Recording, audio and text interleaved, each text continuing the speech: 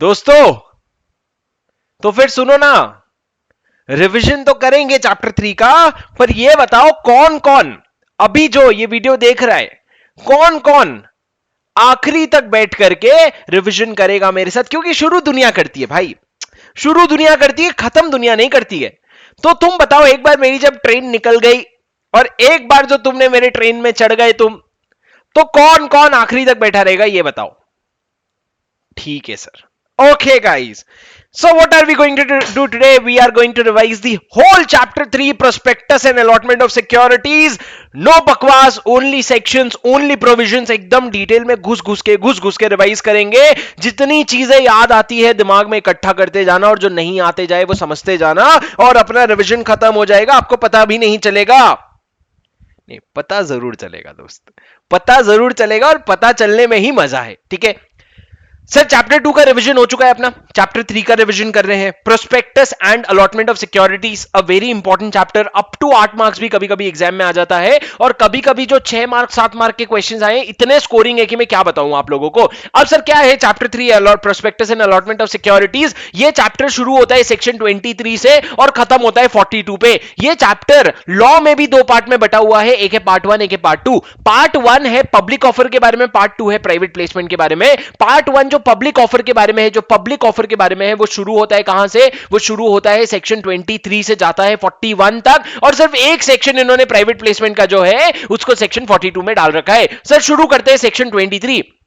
Section 23 कहते हैं private public offer और प्राइवेट प्लेसमेंट, दो चीजों के बारे में कहता है। मैंने कहा कंपनी को 2 पार्ट में डिवाइड कर दो, प्राइवेट कंपनी, पब्लिक कंपनी है, तो आपको पता ही है private company section 268, public company 271। तो जो पब्लिक कंपनी और प्राइवेट कंपनी होती है वो फंड्स कैसे रेज कर सकती है? तो उसके लिए आपके पास 4 तरीके हैं, public offer, private placement, rights issue, bonus issue. Public offer, private placement, rights issue, bonus issue, तो ये 4 तरीके हैं। लेकिन पब्लिक कंपनी ये चारों तरीके से फंड्स रेज कर सकती है, लेकिन अगर प्राइवेट कंपनी है ना तो वो पब्लिक ऑफर नहीं कर सकती। प्राइवेट कंपनी को क्या करना पड़ेगा? प्राइवेट प्लेसमेंट या राइट्स इशू या बोनस इशू। तो सर पब्लिक कंपनी अगर है तो वो 4 चीजें कर सकती है, public offer, private placement, bonus issue, right issue. और अगर प्राइवेट कंपनी है तो वो सिक्योरिटीज इशू कर सकती है। मैंने एक्चुअली बोला रेज फंड्स। देखो टेक्निकली अपन ने अभी चैप्टर 4 भी पढ़ लिया, तो अपने को पता है बोनस से कोई पैसे नहीं आते हैं, तो रेज फंड्स नहीं, the correct language is issue securities. तो पब्लिक कंपनी कैसे सिक्योरिटीज इशू कर सकती है? 4 तरीके से, प्राइवेट 3 तरीके से इशू कर सकती है। अब सर पब्लिक ऑफर मतलब क्या होता है? Initial public offer, further public offer and offer for cell, offer for cell.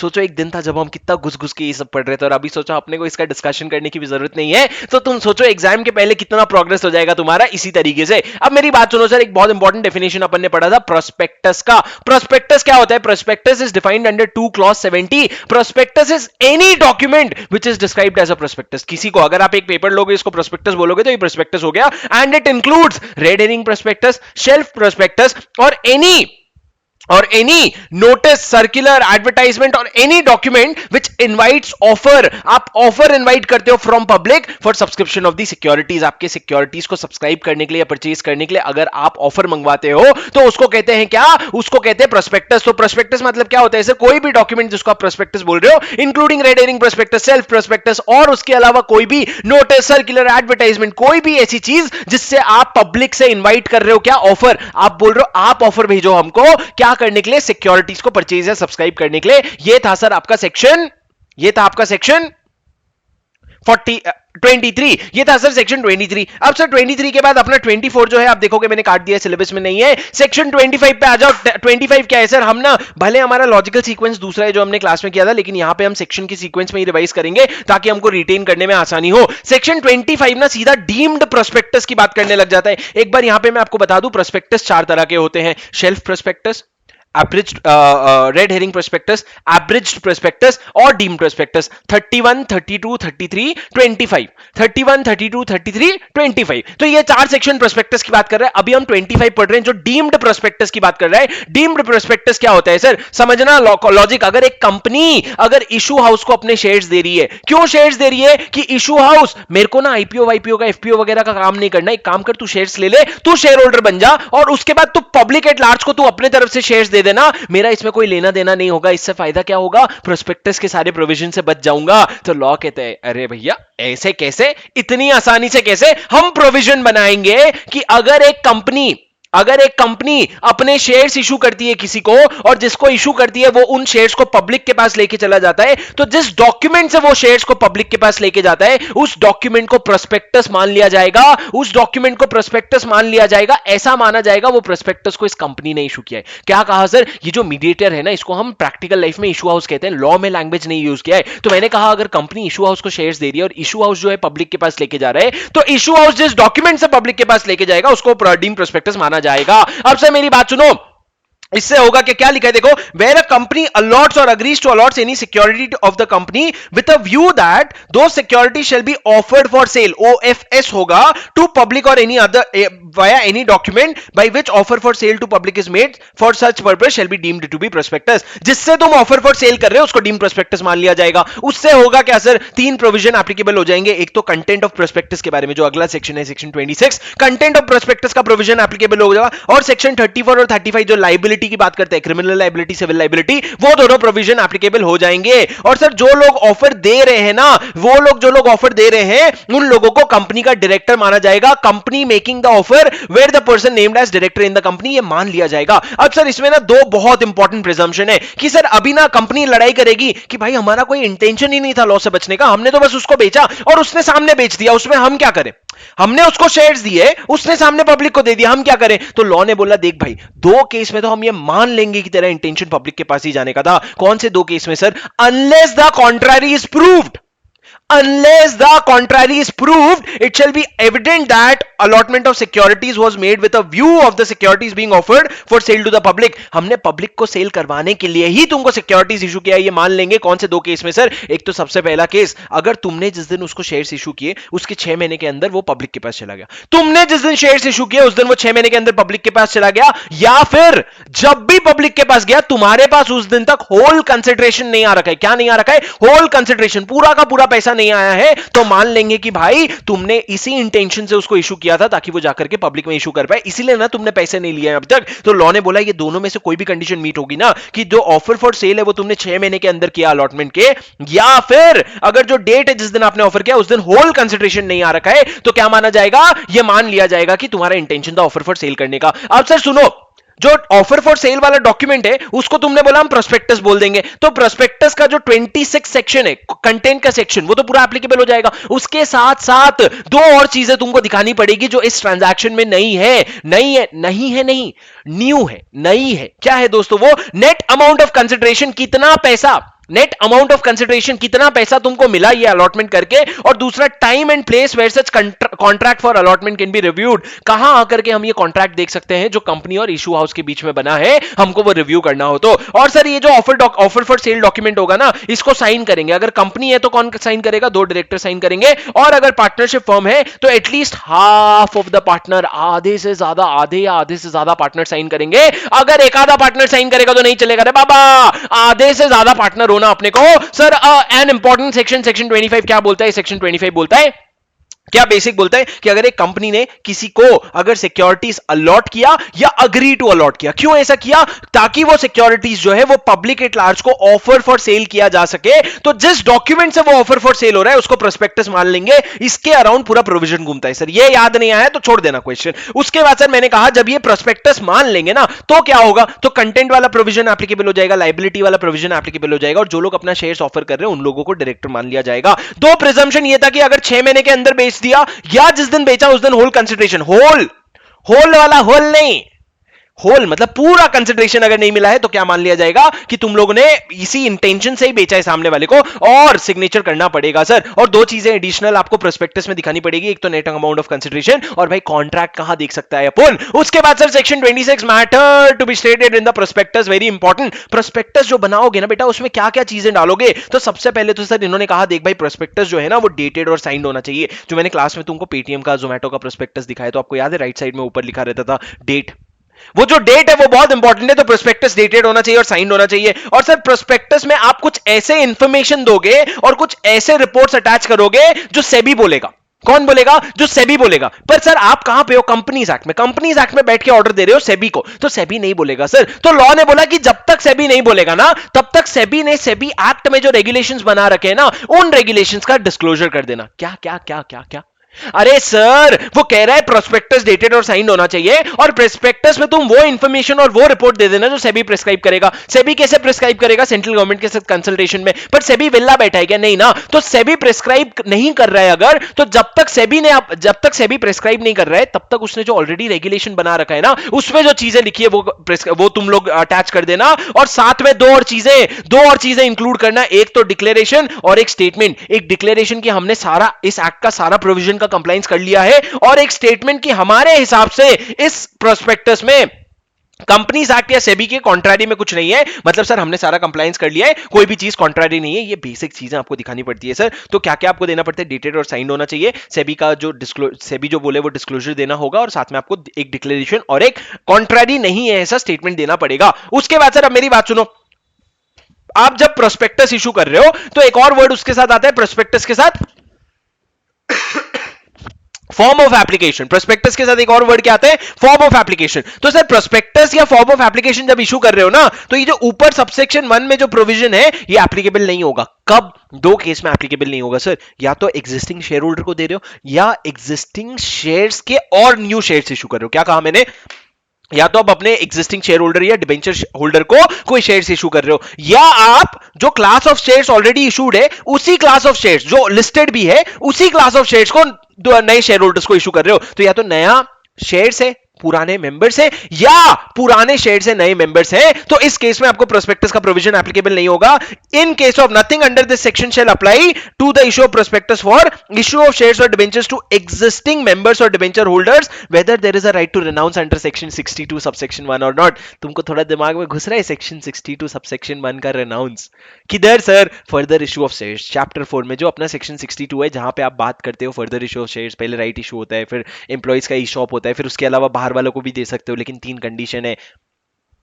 जाने दो कोई बात नहीं, वो भी रिवाइज करेंगे, अभी तुम मेरी बात सुन लो। सर सुनो, सेक्शन 62 क्या है? Further issue of shares. उसमें जो राइट टू रेनाउंस होता है वो है या नहीं उससे फर्क नहीं पड़ता। अगर आप अपने एग्जिस्टिंग डिबेंचर होल्डर या मेंबर को दे रहे हो, या अगर आप शेयर्स या डिबेंचर्स दे रहे हो uniform with the shares or debentures previously issued and are currently quoted in the recognised stock exchange. अभी जो बिक रहा है मार्केट में, रिकॉग्नाइज्ड स्टॉक एक्सचेंज में ऑलरेडी बिक रहा है, वो अगर नए शेयर होल्डर को इशू कर रहे हो तो प्रोस्पेक्टस की ये प्रोविजन की जरूरत नहीं है। अब सर मेरी बात सुनो, जो आपका प्रोस्पेक्टस है ना, उसका डीम्ड पब्लिकेशन का डेट क्या माना जाएगा? जिस दिन आपने वो डेट लिखा ना, जो डेट आपने प्रोस्पेक्टस में लिखा है ना, उसी दिन को प्रोस्पेक्टस के पब्लिकेशन का डेट मान लिया जाएगा। अब जो प्रोस्पेक्टस आप मार्केट में इशू करना चाहते हो ना, मार्केट में इशू करने के पहले you will have to deliver it to ROC, and when you are delivering it to ROC it will have to be signed. Who will sign it sir? Every person who is named therein as a director और proposed director और his attorney. मतलब sir director sign करेंगे, अगर कोई proposed director है तो वो sign करेगा, उन लोगों के बिहाफ में कोई, वो लोग नहीं कर रहे तो उनके बिहाफ में कोई अटॉर्नी साइन करेगा, लेकिन आपको प्रोस्पेक्टस आरओसी को डिलीवर करना पड़ेगा, और डिलीवर करने के पहले साइन करवाना पड़ेगा। अब सर बहुत इंपॉर्टेंट प्रोविजन, क्या स्टेटमेंट आप एक प्रोस्पेक्टस में एक स्टेटमेंट डाल सकते हो, कोई ऐसा स्टेटमेंट जो ऐसा लग रहा है किसी एक्सपर्ट ने दिया है। जैसे कि अगर हमने पेटीएम का रिपोर्ट देखा था, उसमें पीडब्ल्यूसी ने क्या दिया था? एक्सपर्ट ओपिनियन दिया था। तो क्या एक्सपर्ट ओपिनियन इंक्लूड कर सकते हो? हाँ जी हाँ, बिल्कुल इंक्लूड कर सकते हो। दो कंडीशन का ध्यान रखना कि जो एक्सपर्ट का स्टेटमेंट है ना आप इंक्लूड कर रहे हो, तो सबसे पहले यह ध्यान रखना कि जो एक्सपर्ट है ही इज नॉट एंगेज्ड और he is not interested in the promotion formation management, promotion formation management of the company, promotion formation management of the company. 100 बार बोलूंगा, promotion formation management of the company. And sir 100 बार बोलोगे? बोले अरे आगे चल के बोलूंगा, मेरी बात सुनो। प्रमोशन फॉर्मेशन और मैनेजमेंट में एंगेज, और दूसरा आपने उनसे रिटन कंसेंट ले लिया अपने प्रमोट एक्सपर्ट से, उन्होंने रिटन कंसेंट विड्रॉ नहीं किया है, और ये जो बात है ना ये आप अपने प्रोस्पेक्टस में लिख रहे हो। क्या बोल रहे हो सर? दो कंडीशन मीट होना चाहिए। पहला तो क्या, वो जो एक्सपर्ट है इज नॉट एंगेज्ड और interested in the promotion formation और मैनेजमेंट ऑफ द कंपनी।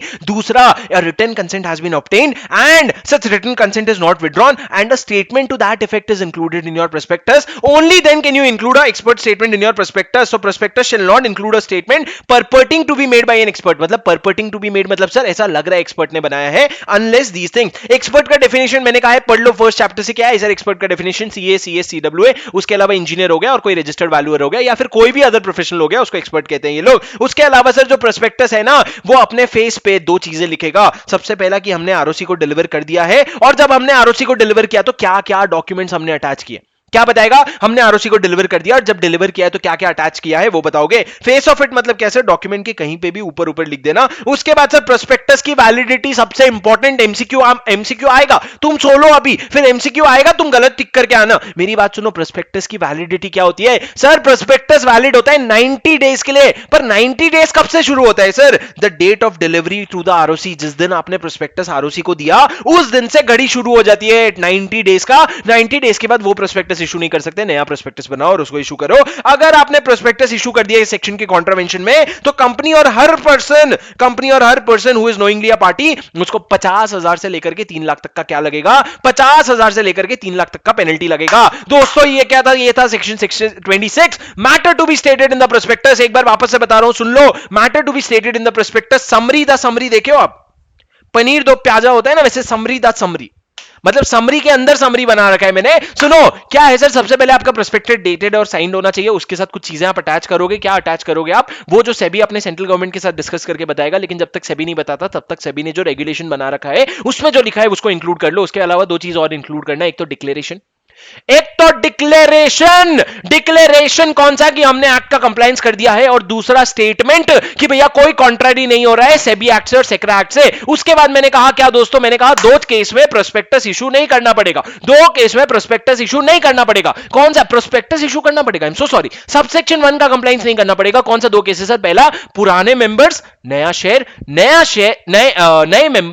नए मेंबर्स पुराना शेयर। आप समझ रहे हो ना, या तो पुराने मेंबर्स या पुराना शेयर से, तो आपको नहीं ये करना पड़ेगा इशू। उसके बाद सर जो आपका डीम्ड पब्लिकेशन का जो आपने डेट प्रोस्पेक्टस में लिखा है उसको डीम्ड पब्लिकेशन का डेट मान लिया जाएगा। आपको आरओसी को रजिस्टर करवाने के लिए डिलीवर करना पड़ेगा, आप डिलीवर करोगे उसके बाद वो रजिस्टर करेगा। तो डिलीवर करते वक्त आपको साइन करवाना पड़ेगा, डायरेक्टर साइन करेंगे, प्रपोज डायरेक्टर साइन करेंगे, और अगर वो नहीं है तो उनका कोई अटॉर्नी साइन करेगा। और अगर एक्सपर्ट का स्टेटमेंट है तो दो चीजों का ध्यान रखना, एक तो उसका इंटरेस्ट नहीं है और दूसरा उसका कंसेंट है। एक तो उसका इंटरेस्ट नहीं है और दूसरा उसका कंसेंट है। सर मेरे को ऐसे ही याद आया, बस ऐसे ही याद आया मेरे को कि हमारी जिंदगी में एक सेक्शन 7 है, एक सेक्शन 7 है जहां पे लिखा हुआ है कि ये डॉक्यूमेंट्स आपको आरओसी को देने होते हैं कंपनी इनकॉर्पोरेट करने के लिए। वहां पे अगर आपको मेरा नोट्स याद है तो पहले लाइन में 3 डब्बे थे, दूसरे लाइन में 3 डब्बे थे कि आपको सब्सक्राइबर्स का पूरा डिटेल देना पड़ेगा, फर्स्ट डायरेक्टर का पूरा डिटेल देना पड़ेगा, और उसके बाद जो फर्स्ट डायरेक्टर है ना उनका इंटरेस्ट और कंसेंट। इंटरेस्ट कहां पे? बाकी फर्म्स में, बॉडी कॉर्पोरेट्स में, और कंसेंट की वो डायरेक्टर बनने के लिए तैयार है। मेरे को ये क्यों याद आया? क्योंकि यहां पे भी एक्सपर्ट का दो ही चीज है, वो इंटरेस्टेड नहीं होना चाहिए कंपनी के प्रमोशन फॉर्मेशन मैनेजमेंट में, और उसका कंसेंट होना चाहिए, कंसेंट विड्रॉ किया हुआ नहीं होना चाहिए। और ये स्टेटमेंट आपने कहां डाल के दिया है? आपने अपने प्रोस्पेक्टस में डाला है कि भैया उसने अपना कंसेंट दिया और विड्रॉ नहीं किया है। और सर आप प्रोस्पेक्टस के फेस पे दो चीजें लिखोगे कि हमने आरओसी को डिलीवर कर दिया है and the documents that have to be attached. और सर उसके बाद प्रोस्पेक्टस की वैलिडिटी क्या होगी? 90 डेज। कब से सर? 90 डेज जब से आपने आरओसी को डिलीवर किया है, जब से आरओसी को डिलीवर किया है उस दिन से 90 डेज। अब सर आगे बढ़ते हैं, सेक्शन 27 बहुत आसान है, आप लोगों को आराम से आता है। Variation in the terms of the contract और ऑब्जेक्ट्स इन प्रोस्पेक्टस। आपने पैसे उठा लिए, आप पैसे उठाए थे, बोले थे कि मैं 250 सिटीज में एंटर करूंगा, लेकिन वो 250 जोमेटो ने पैसे उठाए, बोले मैं 250 नई सिटीज में अपना ब्रांच खोलूंगा, लेकिन वो करने की जगह वो बोल रहे हैं मैं मास्क बनाऊंगा। तो इसको कहते हैं variation in the terms of the object for which money was raised. तो सर आइडल रूल तो ये है कि कंपनी वेरी नहीं करेगा, पर फिर भी अगर कंपनी जिद कर रही है ना तो उसको 3 कंडीशंस का ध्यान रखना पड़ेगा कि सबसे पहले तो भैया स्पेशल रेजोल्यूशन पास कर ले, दूसरा न्यूज़पेपर में ये छपवा दो, क्या था वो गाना, पता नहीं, याद नहीं आ रहा है। सुनो, वो मेरे को कृति सैनन का गाना है शायद। सुनो सुनो सुनो सर, सुनो सुनो सुनो सुनो सुनो, मैं क्या कह रहा हूं, लोग बोल रहे हैं हाश अच्छा भाई याद नहीं आया, नहीं तो गाने लग जाते फिर कान दुख जाता, अच्छा भाई याद नहीं आया। ये मेरे अंदर के बैक बेंच को ना मार दूंगा मैं। सुनो मेरी बात, सुनो मेरी बात, सुनो मेरी बात। अरे सर सुनो, आपको क्या करना पड़ेगा? स्पेशल रेजोल्यूशन पास करना पड़ेगा, न्यूज़पेपर में छपवाना पड़ेगा, पोस्टर छपवा दो अखबार में। हाँ, तो आपको न्यूज़पेपर में छपवाना पड़ेगा, और जो प्रिस्क्राइब्ड डिटेल्स है वो आपको देने पड़ेंगे नोटिस के बारे में। सर ये जो न्यूज़पेपर में आप छापोगे ना, ये इंग्लिश लैंग्वेज और वर्नाकुलर लैंग्वेज दोनों में होना चाहिए। कौन सा वर्नाकुलर लैंग्वेज? सर वो जो आप जिस स्टेट में आपका रजिस्टर्ड ऑफिस है ना, वहां पे जो सर्कुलेशन में न्यूज़पेपर है। और तीसरा सबसे इंपॉर्टेंट पॉइंट, जो पैसा आपने रेज कर लिया, अब आप चेंज कर रहे हो ऑब्जेक्ट, लेकिन किसी भी हालत में the amount so raised can not be used for buying, trading और otherwise dealing in equity shares of the listed company. आप क्या equity shares of listed company में क्या नहीं कर सकते? इन्वेस्ट नहीं कर सकते, उसके अलावा कुछ भी कर लो। अब सर ये जो नाराज फूफा होते हैं, कौन? Dissenting share holder, dissenting share holder, इन लोगों को एग्जिट ऑफर देना पड़ेगा। कौन देगा एग्जिट ऑफर? प्रमोटर देता है और कंट्रोलिंग शेयर होल्डर देता है। और एग्जिट प्राइस कहां से डिसाइड होता है? सेबी रेगुलेशन से डिसाइड होता है। सर ये इतना जल्दी जल्दी क्यों बता रहे हो? क्योंकि बेटा ये हमने ना पहले सेक्शन नंबर 13 में भी पढ़ लिया है। ये हमने पहले सेक्शन नंबर 13 में भी पढ़ लिया है, वहां 3 कंडीशन थे, यहां 4 है। क्या नया आ गया बताओ? थर्ड पॉइंट नया आ गया कि बेटा जो पैसा तुमने रेज किया है ना, उसको बाइंग, ट्रेडिंग और otherwise dealing in equity shares में मत यूज करना। उसके बाद मैंने कहा सर जो आपने पैसा रेज करा है अब आप चेंज करने की बात कर रहे हो तो कुछ और एडिशनल चीजों का ध्यान रख लेना। सबसे पहले तो तुमको स्पेशल रेजोल्यूशन पास करना पड़ेगा, वो तो मैंने बताया। अब सर ये जो न्यूज़पेपर में एक्चुअली ये आई एम सो सॉरी, ये वाला ना काट दो, ये मैं भूल गया, ये वाली चीज काट दो अगर तुम्हारे नोट्स में है तो। इसको मैंने इसी को थोड़ा सा अपग्रेड करके यहां नीचे लिख रखा है अगर आप देखोगे तो, कि भैया न्यूज़पेपर में छपवा देना, आप उसके बाद वेबसाइट में डाल देना, जस्टिफिकेशन दे देना, उसको नहीं यूज कर सकते इक्विटी शेयर्स के लिए, और डिसेंटिंग शेयर होल्डर जो है उनको एग्जिट ऑफर मिलेगा। अब सर उसके बाद सुनो ना, आप स्पेशल रेजोल्यूशन जो करवा रहे हो ना, तो लॉ ने कहा देख भाई इतने सारे लोगों का इंटरेस्ट इन्वॉल्व है तो पोस्टल बैलेट से स्पेशल रेजोल्यूशन पास करवा ले प्लीज, ताकि ज्यादा लोगों का पार्टिसिपेशन हो सके। अब सर ये जो पोस्टल बैलेट का नोटिस है ये कैसे जो भेजोगे, तो उसमें क्या क्या दोगे? सर याद करो ना, 100 करोड़ उठाए थे, 250 सिटीज में पेनिट्रेट करने की बात की थी, 100 सिटीज में पेनिट्रेट कर सकते हैं चुके हैं, 700 करोड़ यूज हो गए, 300 करोड़ बचे, उसको मास्क बनाने में यूज करेंगे। और मास्क बनाने में यूज क्यों कर रहे हैं? क्योंकि कोविड का जमाना है, बहुत ज्यादा हमको प्रॉफिट दिख रहा है, पर इसमें रिस्क भी बहुत है। रिस्क क्या है वो हमने लिख दिया। ये सारा जो स्टेटमेंट है ना, ये आपको लिखना पड़ता है कहां पे? अपने रेजोल्यूशन के नोटिस में। Original purpose, total money raised, money utilised for the stated object, जो काम के लिए आपने बोला था 700 crore, extent of achievement of proposed object, 250 cities में एंटर करना था, 100 सिटीज में एंटर किए हो, unutilised amount, particulars of proposed variation, reason और justification for variation, risk factor, propose time limit, ये जो अभी पैसा बचा है कब तक खत्म करोगे, और अदर रेलेवेंट इंफॉर्मेशन दे देना। उसके बाद सर सबसे पहला फॉर्म आया आपका, करो नमस्ते बेटा हाय, वो नमस्ते बेटा नमस्ते वाला नमस्ते बेटा नहीं, ये नॉर्मल नमस्ते है कि sir form PAS1, form PAS1 में आप क्या करोगे? एडवर्टाइजमेंट करोगे, और सर आप अपना वेबसाइट में भी डालोगे और डिसेंडिंग शेयर होल्डर को अपॉर्चुनिटी दोगे। ये वापस से इन्होंने रूल में रिपीट किया है, मैंने रिपीट नहीं किया, इन्होंने रूल में रिपीट किया है। पास 1, ठीक है। तो पास 1 में क्या हो रहा है सर? एडवर्टाइजमेंट हो रहा है। उसके बाद आ जाओ सेक्शन 28 में, बहुत इंपॉर्टेंट है sir, offer for sale by certain members of the company. अगर कोई शेयर होल्डर्स है वो अपने शेयर्स बेचना चाहते हैं तो वो कंपनी के थ्रू ऑफर फॉर सेल करवा सकते हैं। कैसे सर? अगर कुछ सर्टेन नंबर ऑफ मेंबर्स, ऐसा नहीं एक मेंबर, अगर कुछ लिमिटेड नंबर ऑफ मेंबर्स हैं, वो अगर बोर्ड के साथ कंसल्ट करके डिसाइड करते हैं कि हमको हमारा पूरा शेयर होल्डिंग या part of the share holding sale करना है, सर लॉ की लैंग्वेज पढ़ो, authorise the company where certain members, individual या बॉडी कॉर्पोरेट कोई भी हो, propose in consultation with board से बातचीत करके वो ये प्रपोज कर रहे हैं कि वो अपना पूरा या आधा होल्डिंग जो है पब्लिक को बेचेंगे। In that case the members shall collectively authorise the company, आप पूरा कंपनी को पावर दे दो कि भैया जो भी नेसेसरी एक्शन लेना है तुमको लो ऑफर फॉर सेल करने के लिए, and then they shall reimburse the company for all the expenses, जो भी खर्चा आया वो आप कंपनी को रीइंबर्स कर दोगे। सर क्या कहा मैंने? सबसे पहले सर्टेन मेंबर्स है वो बोर्ड के साथ बात करके डिसाइड करते हैं होल या part of the share holding उनको सेल करना है, तो वो कंपनी को ऑथराइज करेंगे, और ऑथराइज करने के बाद कंपनी उसका काम करेगी ऑफर फॉर सेल का, और जितना भी खर्चा आया वो उन मेंबर्स से रीइंबर्स करवा लेगी। अब सर ये जो डॉक्यूमेंट होता है ना, इसको डीम्ड प्रोस्पेक्टस मान लिया जाएगा, and all provision related to content and misstatement shall apply. Sir जिससे आप ऑफर फॉर सेल करोगे उसको भी प्रोस्पेक्टस मान लिया जाएगा, लेकिन जो प्रोस्पेक्टस के कुछ प्रोविजंस हैं जो ऑफर फॉर सेल वाले प्रोस्पेक्टस में नहीं एप्लीकेबल होंगे, जो है कौन से सर? मिनिमम सब्सक्रिप्शन वाला, जिसे मिनिमम सब्सक्रिप्शन आगे पढ़ेंगे अपन की इतना तो मिनिमम सब्सक्रिप्शन चाहिए, वो प्रोविजन एप्लीकेबल नहीं होगा। एप्लीकेशन वैल्यू, जो अपना एप्लीकेशन मनी आ जाना चाहिए, वो प्रोविजन एप्लीकेबल नहीं होगा। यूटिलाइजेशन ऑफ मनी से रिलेटेड बोर्ड को एक स्टेटमेंट देना पड़ता है कि हमने जो पैसे उठाए थे उसका क्या यूटिलाइजेशन किया, वो बोर्ड को स्टेटमेंट नहीं देना पड़ेगा। और डिटेल्ड जस्टिफिकेशन, सर कोई भी ऐसी चीज जो आप अपने वो रिपोर्ट में नहीं दे सकते, क्योंकि प्रैक्टिकली पॉसिबल ही नहीं था, वो चीज आपको नहीं देनी पड़ेगी, हम आपको एग्जेम्प्ट कर रहे हैं, लेकिन आपके पास डिटेल्ड जस्टिफिकेशन होना चाहिए कि क्यों वो डिटेल तुम नहीं दे पा रहे हो। तो सर हमने क्या कहा, जिससे ऑफर फॉर सेल कर रहे हो उसको प्रोस्पेक्टस माना जाएगा, लेकिन इसमें 4 लायबिलिटी नहीं आएगी, मिनिमम सब्सक्रिप्शन वाली, एप्लीकेशन मनी वाली, यूटिलाइजेशन का रिपोर्ट बना के देने वाली, और कोई भी ऐसी चीज जो डेटा तुम नहीं दे पा रहे हो, कोई बात नहीं, उसका जस्टिफिकेशन दे दो और तुमको डेटा देने की जरूरत नहीं है। Sir section 29 again a very very important section, public offer of securities to be in demat form. Sir company 2 part में डिवाइड करो, public company private company. Public company 2 part में डिवाइड करो, लिस्टेड अनलिस्टेड कंपनी, और private company एक तरफ। मैं simple बताता हूं आपको, प्राइवेट कंपनी जो है ना, मैं आपको, अरे मजा आ गया क्या हर्ष, अभी तो चल रहे हैं ना नलायक, सुनो सर, प्राइवेट कंपनी में क्या होता है, मेरी बात सुनो, प्राइवेट कंपनी में क्या होता है, प्राइवेट कंपनी में तुम डीमैट फॉर्म में भी इशू कर सकते हो, तुम फिजिकल शेयर सर्टिफिकेट भी इशू कर सकते हो, आज भी, हाँ आज भी कर सकते हो। तो प्राइवेट कंपनी को रख दे बाजू, दूसरी तरफ बचा पब्लिक कंपनी। पब्लिक कंपनी में दो होते हैं, listed company, unlisted company. Listed company को तो सेबी बैंड बजा रही है, तो कंपनीज एक्ट थोड़ा कम बजाएगी, लेकिन अनलिस्टेड पब्लिक कंपनी है जिसकी सेबी बैंड नहीं बजा रही है, तो इनकी कंपनीज एक्ट बजाएगी। यहां पे हम बहुत सारे डिटेल में अनलिस्टेड पब्लिक कंपनी के बारे में पढ़ेंगे, लेकिन क्या लिखा है sir, not with standing anything contained in any other provision, every company making public offer or such other class of companies as may be prescribed will issue securities in demat form. Sir जब भी demat form आता है ना, तो आप एक act याद कर लो, depository act 1996। Sir depository act 1996, sir नहीं याद हो रहा, तुम समझो, नहीं मैं तुमको जाने दो, सुनो, डिपॉजिटरी एक्ट 1996। डिपॉजिटरी एक्ट 1996 के हिसाब से डीमैट अकाउंट खुलता है सर। उसके हिसाब से आपको क्या करना होगा, आपको अपने शेयर्स को डीमैट फॉर्म में इशू करने पड़ेंगे। हर पब्लिक कंपनी को कोई भी कैपिटल, कोई भी कन्वर्टेबल सिक्योरिटीज अगर वो इशू करना चाहते हैं तो वो डीमैट फॉर्म में ही करेंगे। अब सर सुनो, कोई भी convert, provided that the entire holding of the convertible securities of the company by promoter held in physical form shall be converted into demat form before such offer. Sir देखो, prospectively तो हमने बोल दिया कि आगे आने वाले जितने भी कन्वर्टेबल सिक्योरिटीज इशू करोगे डीमैट में इशू करना, लेकिन जिस दिन तुम कन्वर्टेबल सिक्योरिटी इशू करने की बात कर रहे हो ना, उस दिन तुम्हारे सारे प्रमोटर्स का जो है जितना भी शेयर होल्डिंग है ना, वो पूरा का पूरा डीमैट में कन्वर्ट हो गया होना चाहिए, तभी जाकर के हम तुमको डीमैट में इशू करने देंगे। ऐसा हमने पब्लिक कंपनी को बोला सर। अब अनलिस्टेड पब्लिक कंपनी के केस में आ जाता है एक रूल लाइन ए। रूल लाइन ए क्या कहता है सर? रूल लाइन ए, अब मैं तुम लोगों को एक बात बताता हूं, सीए फाइनल लेवल पे कुछ स्टूडेंट्स, 1000 में से एक बच्चा आकर के बोलता है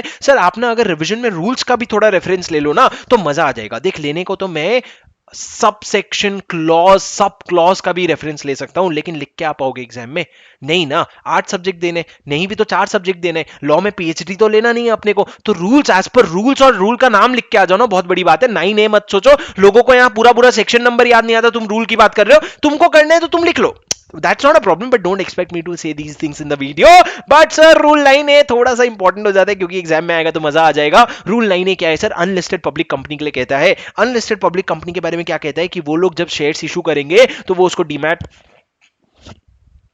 फॉर्म में इशू करेंगे, and they will facilitate dematerialisation of the already existing security. अब सर लॉजिकली सोचो, दो प्रॉब्लम है। दो प्रॉब्लम क्या है कि भैया फ्यूचर में तुमको डीमैट फॉर्म में इशू करना होगा, तब हमारा कंटिन्यू होगा डीमैट में, और जो पुराने शेयर्स तुमने फिजिकल में इशू कर रखे हैं उसका क्या? तो दोनों को सॉल्व कर दिया हमने। बोला आज के बाद डीमैट में इशू करोगे और तुम फैसिलिटी दोगे कि जितने भी आपके फिजिकल शेयर्स हैं उसको आप क्या कर रहे हो, आप उसको डीमैट फॉर्म में कन्वर्ट कर रहे हो। अब सर उसके अलावा अनलिस्टेड पब्लिक कंपनी जो ऑफर करना चाहती है, सिक्योरिटीज ऑफर करना चाहती है, बाई बैक करना चाहती है, बोनस देना चाहती है, राइट शेयर्स देना चाहती है, कोई अनलिस्टेड पब्लिक कंपनी अगर ये सब करना चाहती है ना, तो हमने उनका गला पकड़ लिया। हमने बोला कि तुम लोगों को ये सब करने के पहले तुम्हारा जो एंटायर शेयर होल्डिंग है, किसका? तुम्हारे प्रमोटर का, डायरेक्टर का, की मैनेजरल पर्सन का, सारे लोगों का डीमैट में कन्वर्ट कराओ। सर इससे क्या होगा? इससे कुछ नहीं होगा, बस वो लोग डीमैट में कन्वर्ट कराएंगे ना तो काम खत्म होते जाएगा, लोगों को डीमैट अकाउंट में मिलता जाएगा, फिजिकल शेयर्स खत्म होते जाएंगे। तो इसलिए हमने बोला अनलिस्टेड पब्लिक कंपनी तुम ये काम कर लेना। अब सर इन्होंने तिथि निकाली कि गांधी जी बोले, एक तो बोले कि भाई अपन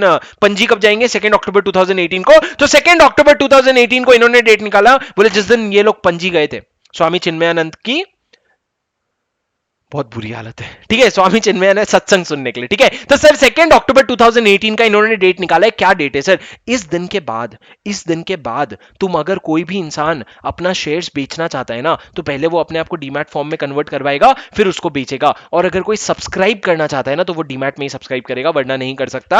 अनलिस्टेड पब्लिक कंपनी में भी every holder of the securities who intend to transfer shall get it dematerialised and who subscribes to any security will also convert his existing security. मतलब मेरे पास अगर 100 शेयर है और मैं और 50 शेयर लेना चाहता हूं, तो वो 50 तो मैं डीमैट में ही लूंगा, जो 100 शेयर थे उसको भी डीमैट में करवाना पड़ेगा। सर ये है जोर जबरदस्ती, करवाने की जरूरत भी थी सर। अब अनलिस्टेड पब्लिक कंपनी पे इन्होंने 3 काम डाला है कि भैया तुम फैसिलिटेट करना, डीमटेरियलाइजेशन की सुविधा प्रोवाइड करना, तुम एक आईसिन के लिए अप्लाई कर देना, international security identification number for each type of securities, जितने भी तुम्हारे सिक्योरिटीज है, और तुम इन्फॉर्म कर देना अपने एग्जिस्टिंग शेयर होल्डर को कि भैया हम ना डीमैट में कन्वर्ट कराने की फैसिलिटी दे रहे हैं। अब सर डीमैट में कन्वर्ट कराने के लिए ना 3 लोगों की जरूरत पड़ती है। मैंने कहा था, याद कर लो, depository participant, depository, registrar to an issue और शेयर ट्रांसफर एजेंट। क्या कहा सर मैंने?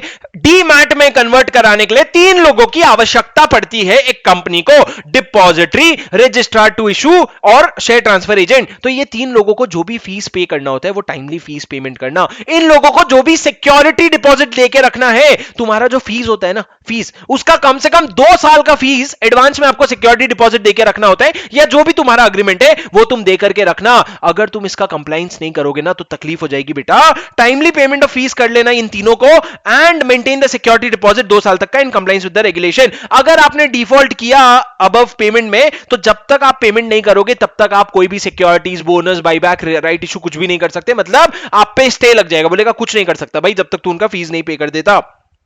अब सर सुनो, एक आपको एक फॉर्म PAS6 आया नया, अनलिस्टेड पब्लिक कंपनी को एक फॉर्म PAS6 बना करके half yearly on conclusion of each half year में आपको ROC को फाइल करना पड़ेगा 60 दिन के अंदर। मतलब सर आपका अप्रैल से शुरू होता है, सितंबर खत्म होता है, तो सितंबर के बाद 60 डेज के अंदर आपको क्या करना पड़ेगा, you will have to send a form PAS6 जिसमें आप पूरा डिटेल बताओगे कि भैया हमारे कितने शेयर्स है, कितने डीमैट फॉर्म में हो गए, कितने फिजिकल फॉर्म में हो गए, और ये जो सर्टिफिकेट, ये जो आप डिक्लेरेशन दोगे ना, इसको सर्टिफाई कौन करेगा, CA या CS कर सकते हैं। इन्होंने for some reason cost accountant को नहीं डाला, the only reason that I could think of was कि MCQ कैसे बनाएंगे भैया।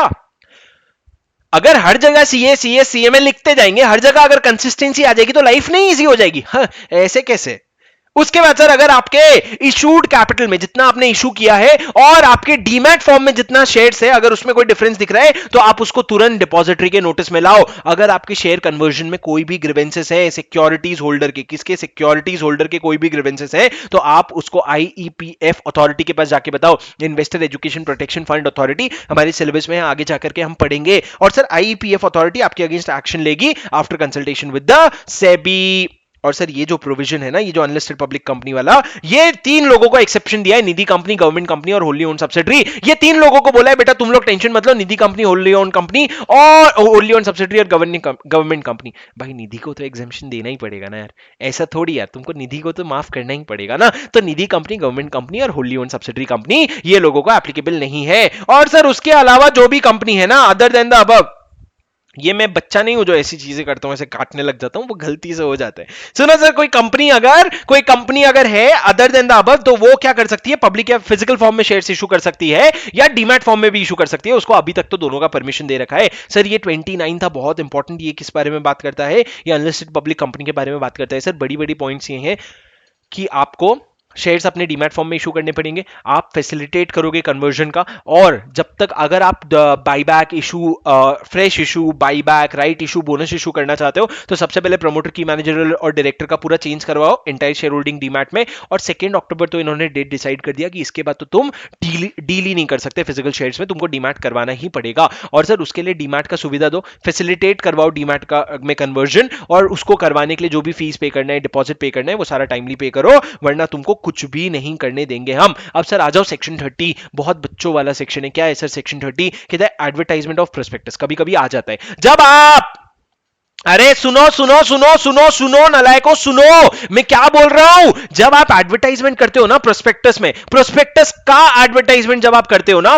तो उसके साथ आपको अपने मेमोरेंडम से कुछ चीजें उठा करके वहां पे डालनी पड़ेगी, जैसे आपका objects, liability, share capital, name of signatories, number of share subscribe, capital structure, मतलब लगभग सभी कुछ डालना पड़ेगा भाई। तुम्हारा ऑब्जेक्ट हो गया, लायबिलिटी क्लॉज हो गया, कैपिटल क्लॉज हो गया, उसके बाद सिग्नेटरी, सब्सक्राइबर्स टू मेमोरेंडम, कौन है, कितना शेयर सब्सक्राइब किया है, पूरा डिटेल डाल दो। कोई कह रहा है कैशनल, ठीक है याद रहेगा, कसीनो टाइप का लग रहा है मेरे को, कसीनो में एल डाल दो बस, कसीनो। हाँ। सुनो, तो इस तरह की चीजें आपको क्या करना पड़ेगा, सेक्शन 30 कहते हैं कि आपको डिस्क्लोज करना पड़ेगा, आपको एडवर्टाइजमेंट में ये सारी चीजें बतानी पड़ेगी। सर एक बार क्वेश्चन आया था, क्या बात है CA Sonal, oh my god, oh my god, oh my god, oh my god, very good Rafi, Mohammed Rafi, very good, तालियां, जोरदार तालियां मोहम्मद रफी के लिए। सुनो सर, सेक्शन 31 शेल्फ प्रोस्पेक्टस। अब मजा आएगा। Shelf prospectus, abridge prospectus, red herring prospectus. Shelf prospectus क्या होता है दोस्तों, ध्यान से सुनो। सेक्शन 31 शेल्फ प्रोस्पेक्टस की बात करते हैं। शेल्फ प्रोस्पेक्टस मतलब सर एक ऐसा प्रोस्पेक्टस जिसकी शेल्फ लाइफ हो, एक ऐसा प्रोस्पेक्टस जिसकी शेल्फ लाइफ हो। ऐसा एग्जाम में मत लिख के आ जाना लड़को। शेल्फ प्रोस्पेक्टस मतलब एक ऐसा प्रोस्पेक्टस जिसमें जो सिक्योरिटीज आप इशू करने की बात कर रहे हो ना, वो आप एक या एक से ज्यादा इशू में करोगे over a certain period of time without the issue of further prospectus. आप फर्दर प्रोस्पेक्टस इशू नहीं करोगे, आप उसी प्रोस्पेक्टस में जो सिक्योरिटीज की बात कर रहे हो ना, उसको over a period of time raise करोगे, और आप उसके लिए फर्दर प्रोस्पेक्टस इशू नहीं करोगे, एक ही प्रोस्पेक्टस में आपका काम हो जाएगा। सर अब ये जो प्रोविजन है ये सिर्फ एलिजिबल कंपनीज को एप्लीकेबल है। एलिजिबल कंपनीज मतलब क्या, जो सेबी अपने रेगुलेशन बना करके जिसको अलाउ करता है, वो एलिजिबल कंपनी है। वो क्या करेगी, वो आरओसी के पास एक शेल्फ प्रोस्पेक्टस फाइल करेगी। एक शेल्फ प्रोस्पेक्टस कब फाइल करेगी सर? शेल्फ प्रोस्पेक्टस आप उस स्टेज पे फाइल करोगे जब आप फर्स्ट ऑफर ऑफर दे रहे हो सिक्योरिटीज का। सर शेल्फ प्रोस्पेक्टस आप समझ गए ना, मेरे को लोन उठाना है बड़ा वाला 10 करोड़ का 100 करोड़ का लोन उठाना है, पर आज नहीं उठाना है, एक साल में थोड़े समय के बाद उठाना है। तो हर बार के लिए आप 500 पेज का प्रोस्पेक्टस थोड़ी फाइल करोगे। तो लॉ ने बोला भाई एक प्रोस्पेक्टस बना दे, उसके साथ समय समय पर इंफॉर्मेशन मेमोरेंडम अटैच करके तू इशू करते जाना, पैसे रेज करते जाना। इस तरह का प्रोविजन है सर। तो प्रोविजन क्या है, हर कंपनी ने, वो कंपनी जो सेबी अपने रेगुलेशन बना करके जिसको प्रिस्क्राइब करेगा, वो शेल्फ प्रोस्पेक्टस फाइल कर सकते हैं आरओसी के पास। कब फाइल करेंगे सर, जब आपका फर्स्ट ऑफर ओपन हो रहा है सिक्योरिटीज का, जिस दिन ओपन हो रहा है उस दिन उसके पहले फाइल कर देना at the stage of first offer. और उसमें आपको प्रोस्पेक्टस की वैलिडिटी बतानी पड़ेगी। सर 5 साल की वैलिडिटी डाल दूं, नहीं, वो जो वैलिडिटी है वो 1 साल से ज्यादा नहीं हो सकती। और आप ना वैलिडिटी काउंट करना कब से शुरू करोगे, जिस दिन से आपका फर्स्ट इशू का ओपन हुआ ना, जिस दिन सब्सक्रिप्शन के लिए, जिस दिन the first offer was had been open, from that day you will calculate 1 year, and for second और subsequent offers you will not have to issue any further prospectus. मतलब आपका शेल्फ प्रोस्पेक्टस से काम हो जाएगा, फर्दर प्रोस्पेक्टस नहीं देना पड़ेगा। लेकिन एक महारथी है इंफॉर्मेशन मेमोरेंडम नाम के, वो तुमको बनाने पड़ेंगे, लेकिन आपको शेल्फ प्रोस्पेक्टस और नहीं बनाना पड़ेगा। इंफॉर्मेशन मेमोरेंडम की होता है PS1 पास 1 PS1 sorry PS2 sir PS1 क्या था सर, PS1 थोड़ी देर पहले हमने पढ़ा था, एडवर्टाइजमेंट। आप अगर ऑब्जेक्ट चेंज कर रहे हो तो आप न्यूज़पेपर में एडवर्टाइजमेंट दोगे, वो आप PAS1 में दोगे। इंफॉर्मेशन मेमोरेंडम क्या होता है सर, जब भी आप सेकंड इशू या सेकंड के बाद थर्ड इशू, थर्ड के बाद फोर्थ इशू जब भी कर रहे हो ना, तो जो वो गैप है ना दोनों इशू के बीच में, उसमें कुछ चेंजेस हुए होंगे, तो आप एक इंफॉर्मेशन मेमोरेंडम बनाना जिसमें वो चेंजेस आप कैप्चर कर रहे हो। किस तरह के चेंजेस सर, कुछ नया चार्ज क्रिएट हुआ है, कुछ फाइनेंशियल पोजीशन में चेंज हुआ है, या कोई भी अदर चेंज जो हमने प्रिस्क्राइब किया है, वो आपको कैप्चर करना पड़ेगा एक इंफॉर्मेशन मेमोरेंडम में within 1 month prior to the second और subsequent offer, and then this company will file this information memorandum with ROC. Sir ये जो शेल्फ प्रोस्पेक्ट होता है और ये इंफॉर्मेशन मेमोरेंडम होता है, ये दोनों मिला के शेल्फ प्रोस्पेक्टस और इंफॉर्मेशन मेमोरेंडम दोनों मिला करके आप प्रोस्पेक्टस बनता है। अब सर सुनो, एक इंटीमेशन ऑफ चेंजेस करके एक प्रोविजन है, मेरी बात सुनो सर। कभी कभी क्या होता है ना, जैसे आपने चैप्टर 4 पढ़ा है, उसमें एक कॉल्स इन एडवांस नाम की चीज होती है कि 10 रुपए की फेस वैल्यू वाली शेयर थी, 2.5 रुपीज आपने मंगवाया है, किसी होशियार चंद्र ने 7.5 भी अभी से दे दिया, उसको कहते हैं कॉल्स इन एडवांस। वैसे ही शेल्फ प्रोस्पेक्टस में कभी कभी क्या होता है, आप 3-4 ट्रांच में मंगवाने वाले हो, आप अभी शेल्फ प्रोस्पेक्टस इशू करते हो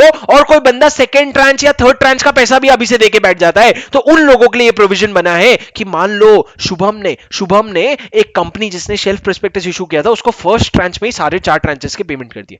वो कंपनी 4 ट्रांच में पैसे उठाने वाली थी, मैंने फर्स्ट बार में ही उसको 4 बार का पेमेंट कर दिया। तो सर कंपनी क्या करेगी पता है, अगली बार जब सेकंड ट्रांच उठाएगी तो जितने भी चेंजेस हुए वो मेरे को पूरा बताएगी। अगर मैं चेंजेस देख के मेरे को लगेगा नहीं यार ये तो गड़बड़ हो गया कंपनी में, तो कंपनी मेरे पूरे पैसे वापस कर देगी। क्या लिखा है sir, where a company has received application for the allotment of securities along with advance payment of subscription before making any such change, company to intimate such changes to the applicant. आपको अगर advance money आ गया, अगर आपके पास पहले से पैसे आ गए हैं, तो आप उनको चेंजेस इंटीमेट करोगे, और अगर वो अपने एप्लीकेशन विड्रॉ करना चाहते हैं तो आप उनको रिफंड कर दोगे 15 दिन के अंदर अंदर, जिस दिन उन्होंने सब्सक्राइब किया था उसके 15 दिन के अंदर अंदर क्या कर दोगे, रिफंड। ये तो तब हो गया अगर किसी ने एप्लीकेशन के साथ साथ पैसे ही भेज दिए। अब सर इंफॉर्मेशन मेमोरेंडम जो होता है वो सेल्फ प्रोस्पेक्टस के साथ पिला लो तो प्रोस्पेक्टस कहलाता है। सर एक बार इंटीमेशन ऑफ चेंजेस वापस से बता देता हूं, समझो।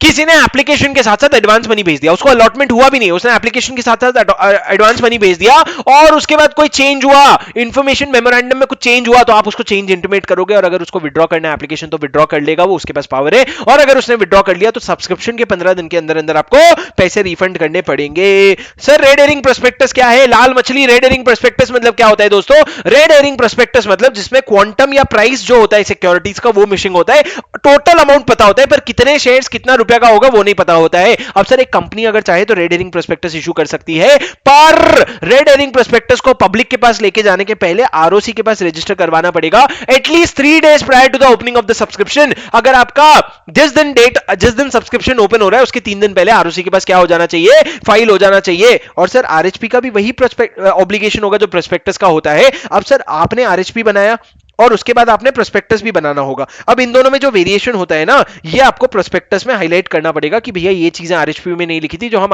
प्रोस्पेक्टस में लिख रहे हैं। और सर जब आपका ऑफर क्लोज हो जाता है ना, तो जो फाइनल प्रोस्पेक्टस होता है जिसमें क्वांटम और प्राइस आता है वो लिख करके आप टोटल कैपिटल बता करके क्लोजिंग प्राइस बता के आरओसी और सेबी के पास फाइल कर देना। आरओसी और सेबी के पास फाइल कर देना मतलब सर आरओसी के पास पहले भी जाओगे बाद में भी जाओगे और सेबी के पास बाद में जाओगे जब आपका प्राइसेस वगैरह सब फाइनल हो जाएगा। सर क्या था ये रेड हेरिंग प्रोस्पेक्टस? कितने दिन पहले आरओसी को फाइल करना होता है सर? जिस दिन आपका ऑफर ओपन हो रहा है उसके 3 दिन पहले आपको आरओसी को फाइल करना होता है, जिस दिन आपका ऑफर ओपन हो रहा होता है। अब सर अगर आरएचपी और प्रोस्पेक्टस में वेरिएशन होता है तो क्या करोगे? अगर वेरिएशन होता है तो बेटा उसको हाईलाइट कर देना, उसको हाईलाइट कर देना। सर एब्रिज्ड प्रोस्पेक्टस क्या होता है? Abridged prospectus is a memorandum, it is a memorandum. Abridged prospectus क्या है? मेमोरेंडम है, जिसमें क्या होता है? Salient features of the prospectus होता है। Memorandum which contains the salient feature. अब सर देखो, हर फॉर्म फॉर एप्लीकेशन जो आता है, मैंने आपको दिखाया था प्रोस्पेक्टस के बाद ना एक फॉर्म फॉर एप्लीकेशन भी जाता है कि अगर आपको शेयर के लिए अप्लाई करना है तो आप अप्लाई करो, तो उस फॉर्म के नीचे एक चीज अटैच होती है, उसको कहते हैं एब्रिज्ड प्रोस्पेक्टस। हर form for application, form of application में एब्रिज्ड प्रोस्पेक्टस जाने की बहुत जरूरत है। पर अगर दो केस में आपको एब्रिज्ड प्रोस्पेक्टस नहीं अटैच करना पड़ेगा।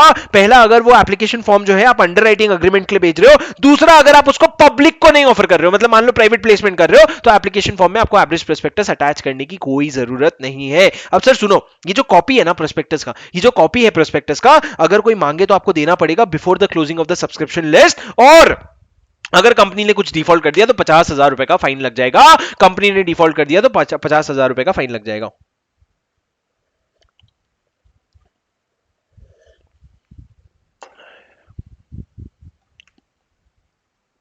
चलो सर, तुम लोगों को, आई होप तुम लोगों को जो रेड में कीवर्ड्स हाईलाइट किए हैं उनका इंपॉर्टेंस समझ आ रहा है कि वो रेड में कीवर्ड हाईलाइट ऐसे वर्ड्स हैं जो आप सिर्फ वो वर्ड्स को रिवाइज करोगे ना तो आपको पूरा कॉन्सेप्ट याद आ जाएगा। क्या कॉन्सेप्ट था?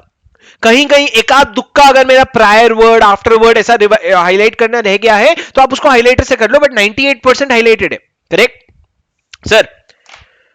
अब सबसे इंपॉर्टेंट प्रोविजन सेक्शन 34 और सेक्शन 35 जो बात करता है लाइबिलिटी के बारे में, लाइबिलिटी फॉर मिस स्टेटमेंट। अगर आपने प्रोस्पेक्टस में गड़बड़ किया है, अगर आपने अपने प्रोस्पेक्टस में गड़बड़ किया है तो आप पे पेनल्टी लगेगी। सर देखो, दो तरह की पेनल्टी है, दो तरह की लाइबिलिटी है। इसको कहते हैं लाइबिलिटी फॉर मिस स्टेटमेंट। ये लाइबिलिटी कहां लिखी है सर? सेक्शन 34 और 35 में। एक है क्रिमिनल लाइबिलिटी, एक है सिविल लाइबिलिटी। सिंपल क्रिमिनल पहले आता है, बाद में सिविल आता है। क्रिमिनल लाइबिलिटी में आप 447 के अंडर लाइबल हो जाते हो। सिविल लाइबिलिटी में हाथ के हाथ आपको पैसे देने पड़ते हैं, कॉम्पेंसेट करना पड़ता है। क्रिमिनल लाइबिलिटी क्या है सर? अगर प्रोस्पेक्टस में आपने कोई ऐसा स्टेटमेंट दिया जो अनट्रू है या मिसलीडिंग है, if you give a statement in your prospectus which is untrue और मिसलीडिंग, झूठ है या बोल रहे हो लेकिन गलत बोल रहे हो, then in that case every person who authorises such prospectus he will be liable under section 447। Sir क्या था 447? पढ़ेंगे ना थोड़ी देर, रुको जरा, सब्र करो। अब सर 447 में लायबल हो जाओगे, लेकिन वो 447 में लायबल नहीं होगा अगर वो ये प्रूव कर देता है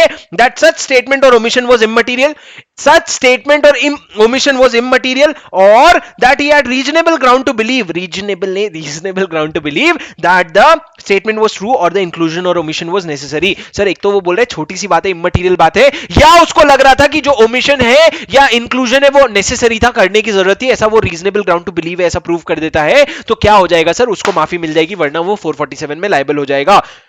अब सर आ जाओ सेक्शन 35। सेक्शन 35 किस बारे में बात करता है? सिविल लाइबिलिटी के बारे में बात करता है। ये जो सेक्शन 35 है ना, ये एप्लीकेबल होने के लिए 3 कंडीशन क्यूमुलेटिवली सैटिस्फाई होना जरूरी है। क्यूमुलेटिव मतलब तीनों के तीनों का सैटिस्फाई होना जरूरी है। पहला, एक पर्सन ने कंपनी के सिक्योरिटीज को सब्सक्राइब किया है, परचेज नहीं, आपने सिक्योरिटीज को सब्सक्राइब किया है, और जब आपने सब्सक्राइब किया तो क्यों किया? You acted on a statement that is included और ओमिटेड इन द प्रोस्पेक्टस। आपने कोई ऐसे स्टेटमेंट पे भरोसा किया जो प्रोस्पेक्टस में इंक्लूडेड था या ओमिटेड था, या ऐसा स्टेटमेंट जो मिसलीडिंग था, और उसके वजह से आपको लॉसेस हुए, सच सस्टेन्ड लॉसेस और डैमेजेस एज अ कॉन्सिक्वेंसेस देयरऑफ। आपने सब्सक्राइब किया, acting on the prospectus, sustained a loss, ये 3 कंडीशन अगर सेटिस्फाई होगा तो सिविल लाइबिलिटी हो जाएगी। और जब आपको लॉस होएगा ना तो कौन रिस्पॉन्सिबल होगा? कंपनी और हर इंसान जो उस समय पे डायरेक्टर था या आगे डायरेक्टर बनने की बात कर रहा था, प्रपोज डायरेक्टर या प्रमोटर या person who authorise the issue of the prospectus या एक्सपर्ट। सर सिंपल है, डायरेक्टर, प्रमोटर, ऑथराइज्ड पर्सन और एक्सपर्ट, ये जो चारों लोग हैं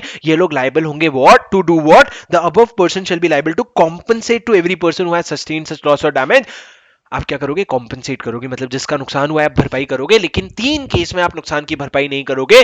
सच person shall not be liable if he proves that पहला, having consented to become director he withdrew his consent and the prospectus was issued without his consent. मतलब sir उसने अपना कंसेंट विथड्रॉ कर लिया था और उसके कंसेंट के बिना प्रोस्पेक्टस इशू हुआ है. दूसरा, जैसे ही उसके नॉलेज में आया उसने पब्लिक नोटिस देकर के लोगों को रोकने की कोशिश की पर कुछ नहीं हुआ. प्रोस्पेक्टस इशूड विदाउट नॉलेज और consent and on becoming aware he gave a reasonable public notice. और तीसरा क्या sir, for every misleading statement by expert he had reasonable ground to believe that at the time of making such statement the expert is competent and he had gave his consent and he has not withdrawn. मतलब sir अगर कोई expert ने गलती की है तो वो कह रहा है कि भाई एक्सपर्ट कॉम्पिटेंट लग रहा था मेरे को और उसने अपना कंसेंट भी दिया था, कंसेंट विड्रॉ भी नहीं किया था, अब मैं क्या करूं. तो सर 3 पॉइंट है. पहला, अगर उसने कंसेंट दिया था लेकिन बाद में विड्रॉ कर लिया और उसके कंसेंट के बिना इशू हो गया, या उसके नॉलेज या कंसेंट के बिना इशू हो गया और बाद में उसने रीजनेबल पब्लिक नोटिस दे दिया, या उसने किसी एक्सपर्ट के स्टेटमेंट पे रिलाई किया, माना उसमें थोड़ा बहुत तो दिमाग होगा ही, कॉम्पिटेंट तो होगा ही. इन 3 केस में सीकेई कुछ ऐसा सीकेई वीके याद मत करो सर, बस आप यार रिवाइज करते जाओ, आपको याद होता जाएगा. क्या कंसेंट हो गया, नॉलेज हो गया और आपका क्या हो गया, एक्सपर्ट का हो गया. तो इन 3 केस में आपको क्या करना पड़ेगा, आप बच जाओगे. और सर अगर कभी भी ये प्रूव हो गया that the prospectus was issued with an intent to defraud, धोखाधड़ी कर देगा, सोचाना था. धोखा देने के इरादे से अगर उन्होंने क्या किया है, अगर उन्होंने प्रोस्पेक्टस इशू किया है तो वो पर्सनली लायबल होंगे without any limitation of liability. मतलब तुम्हारे पर्सनल एसेट्स बेच करके भी हम रीइंबर्स करवाएंगे, लेकिन हम रीइंबर्स करवाएंगे. हाँ, कोई कह रहा है सर थर्ड पॉइंट को बिलीव कर दो, थर्ड पॉइंट को बिलीव कर दो. अरे केबीसी बनाने के लिए थर्ड पॉइंट को बिलीव कर दो, बिलीव वर्ड ही नहीं है, जबकि होगा कहीं पे होगा. अच्छा, रीजनेबल ग्राउंड टू बिलीव कभी उठा रहे हो तुम. सुनो, बाकी पेनल्टीज छोड़ दो और अभी मेरे से बात करना छोड़ दो, अभी मेरे साथ रिवीजन करो दोस्तों, गप्पे नको मारो. सर सुनो, पीक वर्सेस गुर्नी का केस है. क्या है पीक वर्सेस गुर्नी का केस है, जो आपके आईसीआई मॉड्यूल में नहीं है पर आपके क्वेश्चन बैंक में क्वेश्चन था तो मैंने इंक्लूड कर लिया. क्या कहते हैं सर, मेरी बात सुनो. अगर आपने सिक्योरिटीज को सब्सक्राइब किया है प्रोस्पेक्टस पे एक्ट करते हुए और आपको लॉस हुआ है तभी सेक्शन 35 एप्लीकेबल होगा. बट अगर आपने किसी और पर्सन से सिक्योरिटी परचेज किया है और वो प्रोस्पेक्टस के बेसिस पे हो या नहीं हो, हमको फर्क नहीं पड़ता. अगर आपने परचेज किया है ना तो ये कंपनी को सेक्शन 35 का प्रोविजन एप्लीकेबल नहीं होगा. The remedy under section 35, remedy मतलब सर जो आपको सुविधा दिया गया है, जो सुविधा दिया गया है, that remedy will not be applicable by way of damage, will not be available to a person if he has not purchase the shares on the basis of prospectus. अगर उसने प्रोस्पेक्टस के दम पे, या तो उसने सब्सक्राइब किया है, परचेज किया है, सब्सक्राइब नहीं किया है, या प्रोस्पेक्टस पे भरोसा करके नहीं किया है, तो आपको ये प्रोविजन एप्लीकेबल नहीं होगा. पीक वर्सेस गुर्नी का केस है sir. Section 447 punishment for fraud, punishment for fraud. Section 447 क्या है सर, एक लिमिट है. लिमिट के ऊपर का अगर फ्रॉड करोगे तो पूछना पब्लिक इंटरेस्ट है कि नहीं है. लिमिट के नीचे का फ्रॉड करोगे तो बहुत छोटा अमाउंट है, पब्लिक इंटरेस्ट नहीं हो सकता. हम एक फिक्स पेनल्टी बता देंगे. लिमिट क्या है सर, लिमिट है 1% of the turnover of the company और 10 lakh rupees whichever is lower. इससे ऊपर जा रहे हो तो in case of no public interest the penalty will be fine, imprisonment for a minimum of, बोलो minimum of 6 months, maximum of 10 years and fine of 3 times the amount of fraud. पर अगर वही पब्लिक इंटरेस्ट इन्वॉल्व हो जाता है तो 6 महीने minimum की जगह 3 साल मिनिमम हो जाएगा. कितना हो जाएगा आपका jail, 3 years to 10 years and fine up to 3 times the amount of fraud. लेकिन सर अगर लिमिट के नीचे का, अगर लिमिट के नीचे का फ्रॉड है ना तो क्या करना सुनो, तो आपका इंप्रिजनमेंट होगा 5 years तक का और जेल और आपका fine up to 50 lakh rupees. ये आपका 447 का पेनल्टी है सर. 447 किस चीज के लिए है, फ्रॉड के लिए है. तो फ्रॉड क्या होता है sir, fraud means any act or omission or concealment of fact or abuse of position which is committed with an intent to deceive or to gain undue advantage or to injure the interest of any company creditor shareholder, in that case whether or not there is a wrongful gain or loss. आपको कोई फायदा हुआ हो या नहीं हुआ हो, अगर आप किसी को धोखा देने के इरादे से कोई हरकत करते हो तो उसको फ्रॉड कहते हैं. अगर कोई एक्ट करते हो with an intent to defraud, then in that case आपको फायदा हुआ हो या नहीं हो उसको फ्रॉड कहते हैं. अब सर सेक्शन 336 क्या कहते हैं, punishment for fraudulently inducing a person to invest money. अब सर सुनो, अगर आप किसी पर्सन को भड़काते हो, किसी पर्सन को कोई ऐसा रेकलेसली स्टेटमेंट दे दो कि अरे यार डीमार्ट, किसी ने एक बार स्टेटमेंट दिया था कि भाई डीमार्ट खरीद ले, 5 साल 10 साल बाद मुंबई में तेरी एक प्रॉपर्टी खरीदने लायक पैसे हो जाएंगे तेरे पास. इस तरह का अगर आप किसी को स्टेटमेंट दे रहे हो, भड़का रहे हो, रेकलेसली क्या कर रहे हो, रेकलेसली मतलब क्या, केयरलेसली अगर आप फॉल्स या डिसेप्टिव इंफॉर्मेशन दे रहे हो ताकि तीनों में से कोई एक चीज हो जाए, या तो मैं उस शेयर्स को सब्सक्राइब कर लूं या बेच दूं या कुछ भी डिस्पोज ऑफ कर लूं, अंडरराइट कर लूं, कोई भी चीज से आप झूठा स्टेटमेंट बोल रहे हो, या उसको किसी भी और तरीके से प्रॉफिट निकलवाना हो मेरे से, या वो ये चीज बैंक या फाइनेंशियल इंस्टीट्यूशन को बोल रहा है क्रेडिट फैसिलिटीज ऑब्टेन करवाने के लिए, तो उस केस में वो जो बंदा है ना वो 447 के लिए लायबल होगा. Any person who either knowingly gives makes any statement which is false और conceals any material fact for to induce the person to enter into an agreement. क्या करवाना चाह रहा है? अग्रीमेंट करवाना चाह रहा है जिससे कि वो या तो सब्सक्राइब, अक्वायर, डिस्पोज या अंडरराइट कर ले, या secure a profit to any of the parties of such securities, या वो क्रेडिट फैसिलिटी ले ले. तो 36 सेक्शन 36 कहता है आप 447 में लायबल हो जाओगे.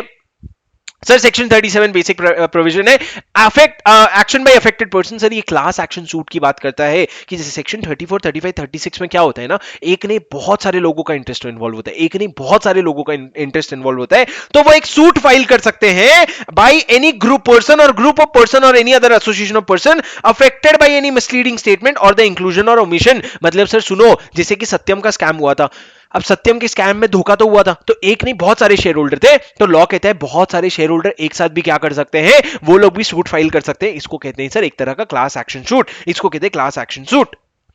अब सर मेरी बात सुनो, यहां पे मैंने एक बहुत इंटरेस्टिंग चीज लिखी है, allotment means appropriation of previously unappropriate capital. ये तो छोड़ दो, ये समझो जब आप प्रोस्पेक्टस इशू करते हो उसका मतलब क्या होता है, आप ऑफर के लिए इन्विटेशन मंगवा रहे हो. जब आपके पास एप्लीकेशन आता है उसको हम ऑफर कहते हैं, और जब आप अलॉट कर देते हो ना तो उसको एक्सेप्टेंस ऑफ ऑफर कहते हैं, और उसी तरीके से क्या बनता है, कॉन्ट्रैक्ट बनता है. सर उसी बात पे आ जाते हैं सेक्शन 39 पे जो कहता है अलॉटमेंट ऑफ सिक्योरिटीज. बहुत अच्छे प्रोविजन है सर, बहुत अच्छा प्रोविजन है, बहुत इंटरेस्टिंग भी है. मेरी बात सुनो, अलॉटमेंट ऑफ सिक्योरिटीज की बात कर रहे हैं सर. अलॉटमेंट अगर करना चाहते हो ना तो दोस्त दो कंडीशन का ध्यान रखना. A company shall allot share to public only when two conditions are satisfied. The minimum amount of subscription, the minimum amount of subscription that you had stated in the prospectus has been subscribed. The minimum amount that you had stated in the prospectus has been subscribed and application money has been received by check or any other instrument. Application money has been paid to the company and received by the company at cheque. तो sir दो case है, एक तो आपका जो minimum subscription है वो आ गया है, और दूसरा आपको पैसे आ गए हैं एप्लीकेशन मनी के. तो मैंने बोला सर 100 रुपए का शेयर है, 1 रुपए का एप्लीकेशन मनी रख लूं, चलता है क्या? 100 रुपए का शेयर है, 1 रुपए का एप्लीकेशन मंगवा लूं? नहीं भाई, minimum 5% of the nominal value of the security. The application money shall not be less than 5% of the nominal value of the securities और such other higher amount as may be prescribed by SEBI. अब sir सुनो, अगर आपको minimum amount भी नहीं आया और अगर एप्लीकेशन या फिर अगर आपका एप्लीकेशन नहीं मनी नहीं आया है with in 30 days or such other period as may be prescribed from the date of issue of prospectus. जिस दिन आपने प्रोस्पेक्टस इशू किया था, नहीं सॉरी सुनो मेरी बात सर, जिस दिन आपने प्रोस्पेक्टस इशू किया था उस दिन से लेकर के 30 दिन के अंदर अगर आपको मिनिमम अमाउंट नहीं आया है एंड आपको प्रिस्क्रिप्शन मनी अगर एप्लीकेशन मनी अगर नहीं आया है, मतलब सर दोनों में से कोई भी कंडीशन अगर मीट नहीं हो रही है ना, तो आपको क्या करना पड़ेगा, रिफंड करना पड़ेगा. रिफंड कब करोगे सर? आप 15 दिन के अंदर रिफंड करोगे जिस दिन तुम्हारा इशू क्लोज होता है. इशू क्लोज होता है सर कितने दिन का टाइम दिया है? 30 days or such number of period as may be prescribed by SEBI from the issue of prospectus. तो आप रिफंड कितने दिन में करोगे? 15 दिन from the close of issue. अगर रीपे नहीं करोगे ना तो डायरेक्टर और जो ऑफिसर इन डिफॉल्ट है ना वो जॉइंटली और सेवरली लायबल होंगे 15% के लिए. कितने परसेंट के लिए? 15% के लिए सर, नॉट 12, 15. क्यों? पब्लिक का पैसा इन्वॉल्व है, ज्यादा लोग इन्वॉल्व है. तुम लिख करके गलती करके आओगे 12% लिखोगे तुम. 15 है दोस्त. क्यों 15 है? अभी तक एक ही जगह 15 आया है. क्यों 15 आया है? क्योंकि पब्लिक का पैसा इन्वॉल्व है. और रिफंड किधर दोगे? मैंने अगर एचडीएफसी अकाउंट से पेमेंट किया तो मेरे उसी एचडीएफसी अकाउंट में रिफंड आएगा to the bank account from which the subscription money was remitted, जहां से पैसे आए थे. तो सर इन्होंने क्या कहा, अगर जिस दिन तुम्हारा प्रोस्पेक्टस इशू हुआ उसके 30 दिन के अंदर अगर दोनों कंडीशन मीट नहीं होता है ना बेटा, तो पैसे रिफंड कर देना. अब सर सुनो, अगर रिफंड करने की जगह तुम अलॉटमेंट कर रहे हो ना तो तुमको क्या करना पड़ेगा, एक रिटर्न ऑफ अलॉटमेंट फाइल करना पड़ेगा in form PAS3. Form PAS3 बहुत इंपॉर्टेंट फॉर्म है सर, आप याद कर लो PAS3. अब सर रिफंड ऑफ अलॉटमेंट जो है वो PAS3 आप 30 डेज के अंदर फाइल करते हो सिक्योरिटीज के अलॉटमेंट में, और उसके साथ अटैच करोगे आप कोई चीजें जैसे कि list of allottees स्टेटिंग name and address and occupation of the securities. जो आपके लिस्ट ऑफ अलॉटीज है वो आपको अटैच करना पड़ेगा. ये चीज मैंने आपको क्लास में कवर नहीं करवाई है, मेरे को अभी ध्यान आया, कल मेरे को याद दिलाना, कवर करवा के रिवीजन भी करवा दूंगा बाद में. पर अगर जब आप ये रिवीजन वीडियो बाद में देखोगे तो आपको समझ आ जाएगा, आप एक बार रुक करके रीड कर लेना. अब मेरी बात सुनो सर, अगर किसी ने डिफॉल्ट किया सेक्शन का, तो कंपनी और ऑफिसर इन डिफॉल्ट जो है वो लायबल होंगे 1000 रुपीज पर डे के लिए, और rupees 1 lakh whichever is lower for each default. हर एक डिफॉल्ट के लिए 1000 रुपीज पर डे और rupees 1 lakh whichever is lower. Sir ये क्या था? सुनो, बहुत सिंपल है, आपको क्या याद रखना है, अलॉटमेंट ऑफ सिक्योरिटीज था। अगर आप कोई भी सिक्योरिटीज अलॉट करना चाहते हो ना, दो कंडीशन फुलफिल होना चाहिए, मिनिमम सब्सक्रिप्शन और एप्लीकेशन मनी आ जाने का। अगर दोनों कंडीशन मीट हो गया तो अलॉटमेंट करोगे, नहीं हुआ तो रिफंड करोगे। अगर दोनों कंडीशन मीट नहीं हुआ तो जब रिफंड करने की बात कर रहे हो तो रिफंड कितने दिन के अंदर करोगे? अगर 30 दिन और सच पीरियड एज में भी प्रिस्क्राइब बाई सेबी में अगर पैसे नहीं आए हैं या फिर आपका मिनिमम सब्सक्रिप्शन नहीं आया है तो आप रिफंड करोगे with in 15 days from the close of issue. अगर नहीं करोगे तो company who is an officer in default will be jointly and severally liable for an interest at the rate of 15% per annum, और refund उसी account में करना जहां से पैसे आए हैं। और अगर आपने अलॉटमेंट कर दिया ना तो आपको एक फॉर्म पास PAS3 फाइल करना पड़ेगा। कितने दिन के अंदर? PAS3 आपको फाइल करना होता है 30 दिन के अंदर, जिस दिन से आपका अलॉटमेंट हुआ है उसके 30 दिन के अंदर। और अगर डिफॉल्ट हुआ होगा तो क्या सर? 1000 रुपीज पर डे और 1 lakh rupees whichever is lower, ये आपको करना पड़ेगा पेमेंट। सर ये कहने का मतलब क्या है इनका? 1 lakh rupees per day up to a maximum of 1 lakh, sorry 1000 rupees per day up to a maximum of 1 lakh rupees. ये कहने का दूसरा तरीका है कि दोनों में से विच एवर इज लोअर। अब सर मेरी बात सुनो, section 40 securities to be dealt with in the stock exchange. Sir बहुत आसान है, मेरी बात सुनो। आप कोई भी प्रोस्पेक्टस इशू करने के पहले, before making a public offer, a company to make an application to one और more recognised stock exchange and obtain their permission for securities to be dealt with in such recognised stock exchange. मतलब आप application दोगे एक या एक से ज्यादा recognised stock exchange और उनका परमिशन ले लोगे। अब सर जब आप उनको परमिशन के लिए एप्लीकेशन दे रखे हो ना, तो आप अपने प्रोस्पेक्टस में लिखोगे कि भैया मैंने BSE को और NSE को अप्लाई कर रखा है, और ये you will state the name of the recognized stock exchange in which the security shall be dealt with। ये कहां लिखोगे? आप अपने प्रोस्पेक्टस में लिखोगे। अब सर जो एप्लीकेशन मनी आता है ना, उसको एक सेपरेट बैंक अकाउंट में रखना जो आप एक शेड्यूल बैंक के पास खुलवाओगे, और उसको सिर्फ 2 ही काम के लिए यूज करना। या अगर आप अलॉटमेंट कर रहे हो तो अलॉटमेंट के सामने एडजस्ट कर देना, या अगर रिफंड कर रहे हो तो रिफंड करने के लिए यूज कर लेना। ऐसा नहीं कि वाइफ ने बोला एक फार्म हाउस बनवाना है तो वाइफ को उस पैसे से फार्म हाउस बना के दे रहे हो, नहीं भैया, जो पैसे हैं उससे अलॉटमेंट ही करोगे या रीपेमेंट ही करोगे। अब सर सुनो, any condition purporting to require or bind any applicant of securities to waive compliance with this requirement of this section shall be void.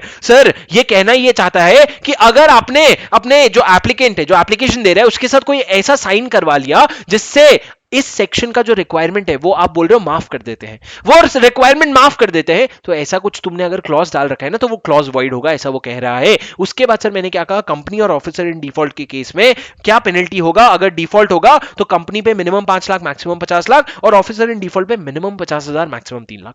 5 lakh 50,000 50,000 sorry 5 lakh 50 lakh 50,000 3 lakh. Sir ये सब कैसे याद होगा सर, इतना सारा पेनल्टी? सर ये सब ना पेनल्टी का स्ट्रेस बाद में लेना, पहले बाकी सारे सेक्शंस का लो, बाद में पेनल्टी का स्ट्रेस लेना। सर एग्जाम के पहले जो भी RTP में बाकी जगह जहां जहां पे भी इंपॉर्टेंट पेनल्टीज है उसकी एक लिस्ट बना लेंगे और उसी को पढ़ के जाएंगे। नसीब अच्छा रहा तो आ जाएगा, नहीं तो गया, नहीं तो नहीं। क्या कर सकते हैं आप? मशीन तो है नहीं कि कंप्यूटर में नंबर डाला और याद रह गया, मशीन तो है नहीं, जो याद हो पाएगा याद हो जाएगा।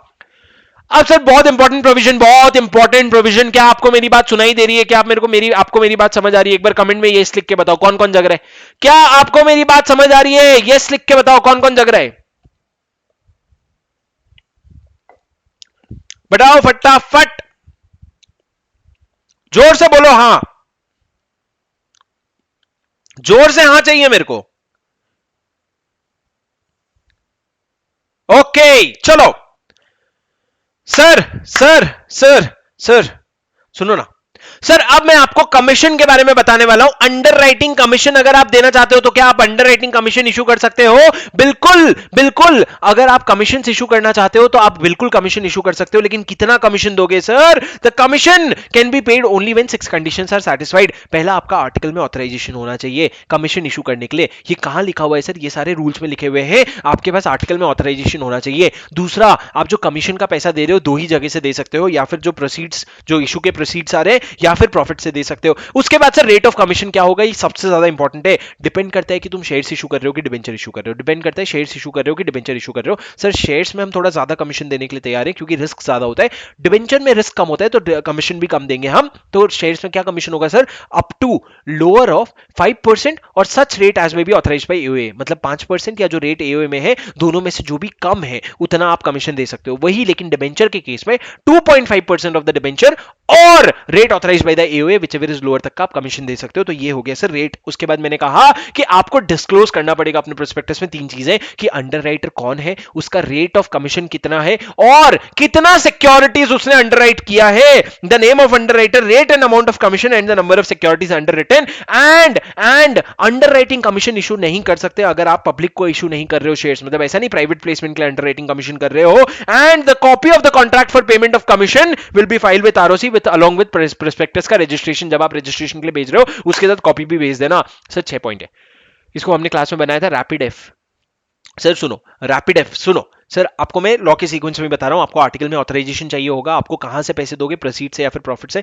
रेट क्या होगा 5% और आर्टिकल का rate whichever is lower in case of shares, or debentures के केस में 2.5% और आर्टिकल का रेट व्हिचएवर इज लोअर। उसके बाद डिस्क्लोज क्या करना पड़ेगा प्रोस्पेक्टस में कि क्या नाम है अंडरराइटर का, क्या कितने शेयर्स बेचने की बात हुई है और क्या रेट और अमाउंट देने की बात हुई है। अगर पब्लिक को एक के अलावा किसी को इशू कर रहे हो तो अंडरराइटिंग का अग्रीमेंट, अंडरराइटिंग का कमीशन नहीं जाएगा। और जो कॉन्ट्रैक्ट है ना अंडरराइटर के साथ, वो आपको आरओसी को देना पड़ेगा जब आप प्रोस्पेक्टस को रजिस्ट्रेशन के लिए भेज रहे हो। अब सर एक बहुत इंपॉर्टेंट क्वेश्चन है, अगर मैंने प्रोस्पेक्टस इशू करने के पहले अगर मैंने एनएससी और बीएससी, मेरी बात ध्यान से सुनना, जवाब गलत दोगे शर्त लगा लो। मैंने कहा कि अगर एक कंपनी है उसने प्रोस्पेक्टस इशू करने के पहले आरएससी और एनएससी दोनों का एप्लीकेशन, आरएससी क्या बीएससी और एनएससी दोनों में एप्लीकेशन दिया और परमिशन लेने की कोशिश की, एनएससी ने एप्लीकेशन दे दिया, बीएससी ने एप्लीकेशन नहीं दिया, तो क्या आप प्रोस्पेक्टस इशू कर सकते हो? एनएससी ने एप्लीकेशन दे दिया, बीएससी ने नहीं दिया, क्या आप प्रोस्पेक्टस इशू कर सकते हो?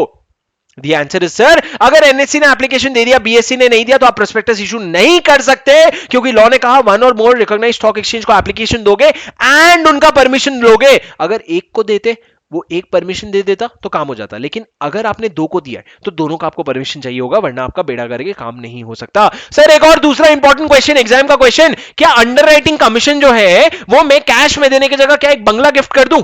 मेरे जो अंडरराइटर्स हैं उनको अरे थैंक यू यार करके एक जुहू बीच के सामने बंगला गिफ्ट कर दूं?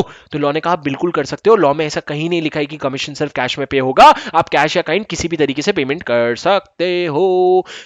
Sir the last and the most important provision, The last and the most important provision, section 42 private placement. मेरी बात आराम से सुनो सर, प्राइवेट प्लेसमेंट मतलब क्या होता है? प्राइवेट प्लेसमेंट मतलब आप कोई ऑफर या इनविटेशन कर रहे हो सिलेक्ट ग्रुप ऑफ पर्सन से, दुनिया में सबसे नहीं, कुछ सिलेक्टेड ग्रुप ऑफ पर्सन से। कैसे सर? आप उनको बोल रहे हो प्राइवेट प्लेसमेंट, ऑफर कम एप्लीकेशन फॉर्म उनको भर के दो, तो उसको कहते हैं sir private placement. Private placement क्या होता है दोस्तों? अगर आप सिलेक्ट ग्रुप ऑफ पर्सन को बोल रहे हो पीपी, ऑफर कम एप्लीकेशन फॉर्म, क्या पीपी ऑफर कम एप्लीकेशन फॉर्म अगर आप भर के दे रहे हो, तो उसको कहते हैं sir private placement. Private placement में क्या होता है? बहुत कम लोगों से आप डील करते हो। सर प्राइवेट प्लेसमेंट में कौन लोगों से डील करते हैं? तो सर आप सिलेक्ट ग्रुप ऑफ पीपल से डील करते हो। वो सिलेक्ट ग्रुप कहां से आइडेंटिफाई होता है? सर उसको बोर्ड ऑफ डायरेक्टर्स आइडेंटिफाई करते हैं, और एक बार आइडेंटिफाई कर लेना तो उनको आइडेंटिफाइड मेंबर्स कहते हैं। क्या कहते हैं? आइडेंटिफाइड पर्संस कहते हैं। ठीक है, अब सर बोर्ड ने बोला मैं 500 लोगों को आइडेंटिफाई करना चाहता हूं, I want to have 500 identified person, can I have so? Law says no,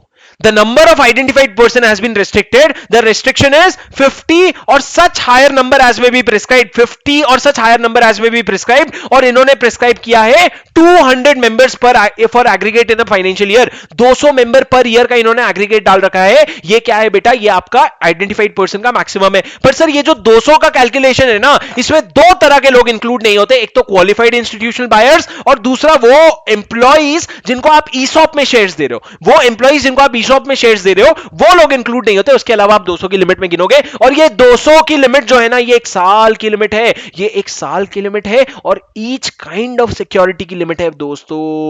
अरे सुन लो मालिक, मैंने क्या कह दिया? मैंने कहा कि सिलेक्ट ग्रुप ऑफ पर्सन कौन आइडेंटिफाई करता है, तो तुमने कहा बोर्ड आइडेंटिफाई करता है। बोर्ड आइडेंटिफाई करता है, उनको क्या कहेंगे? Identified person. Very good sir, identified person की लिमिट क्या है? तो इन्होंने बोला साल में 200 लोग।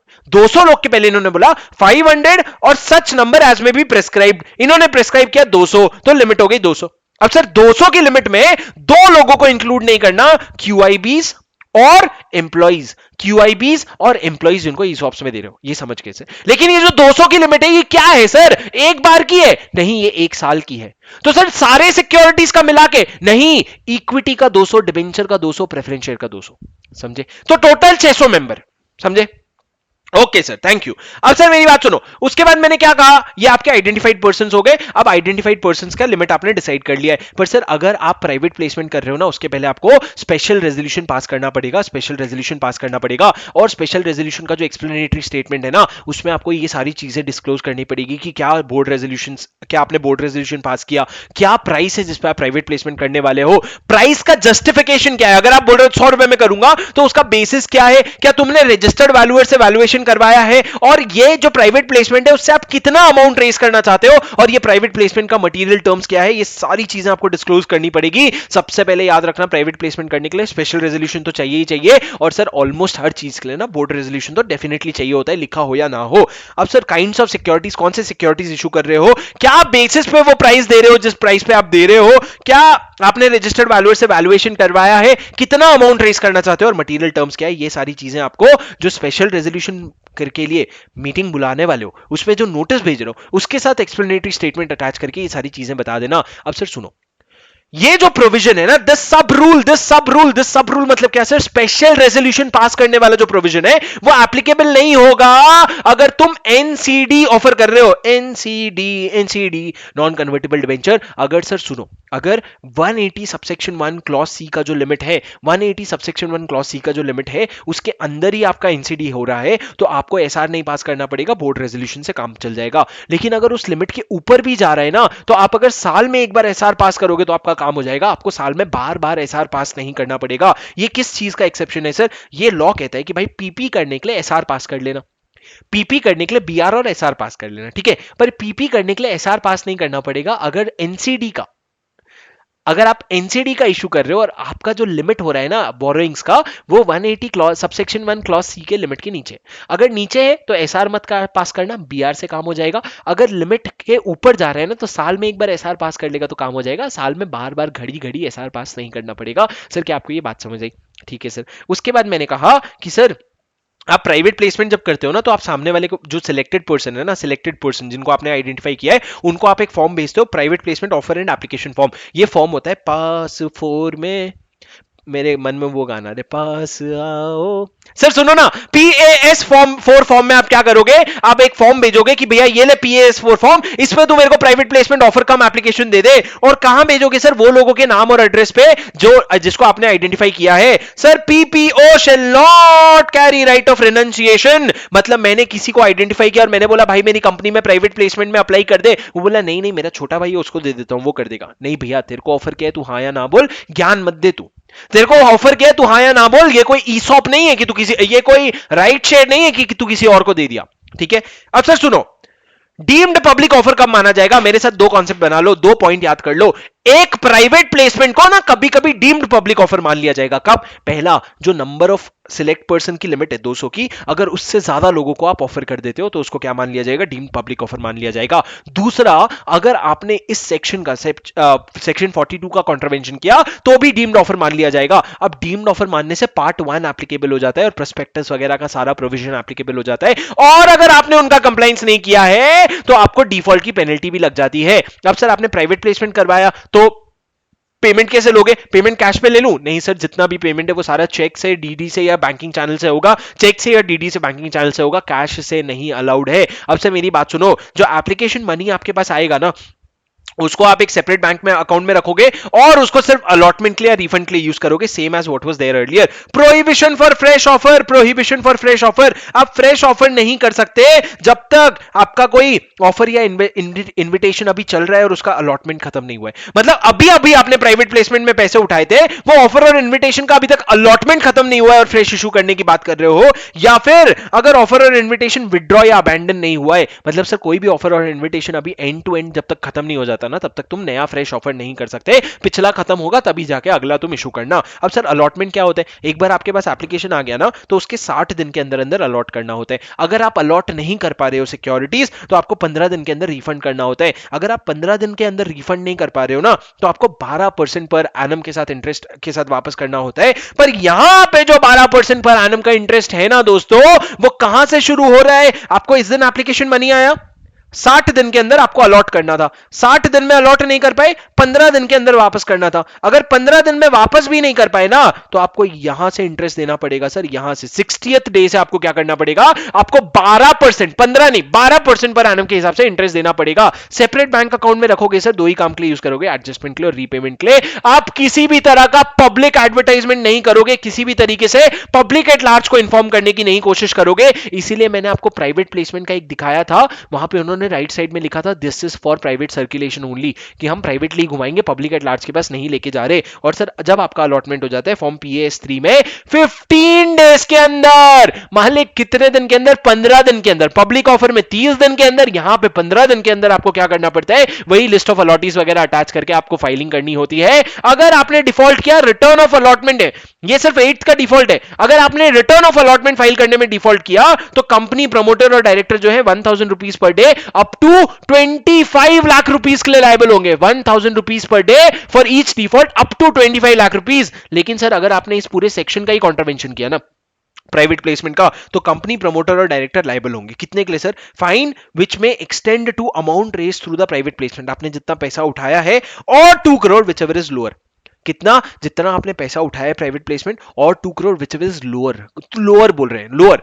And the company shall also refund all the money with interest with in 30 days of the order imposing the penalty. मतलब सर अगर आप पे पेनल्टी लग गई ना प्राइवेट प्लेसमेंट के कॉन्ट्रवेंशन का, तो आपको पैसा भी वापस करना पड़ेगा, और 12% पेनल्टी भी, इंटरेस्ट भी देना पड़ेगा, और 30 दिन के अंदर अंदर आपको क्या करना पड़ेगा, पैसे वापस करने पड़ेंगे। सर ये 30 दिन कब से शुरू होगा, जिस दिन ऑर्डर दूंगा वापस कर, उसी दिन से 30 दिन का समय दूंगा ना, तो रिफंड करना पड़ेगा 12% इंटरेस्ट के साथ। सर कुछ और चीजें थी, एक इंपॉर्टेंट है कि आपको एक रिकॉर्ड मेंटेन करना पड़ेगा प्राइवेट प्लेसमेंट का फॉर्म PAS5 में, कि प्राइवेट प्लेसमेंट किसको किसको किया, किसने कितना अप्लाई किया था, वो पूरा रिकॉर्ड्स मेंटेन करना पड़ेगा।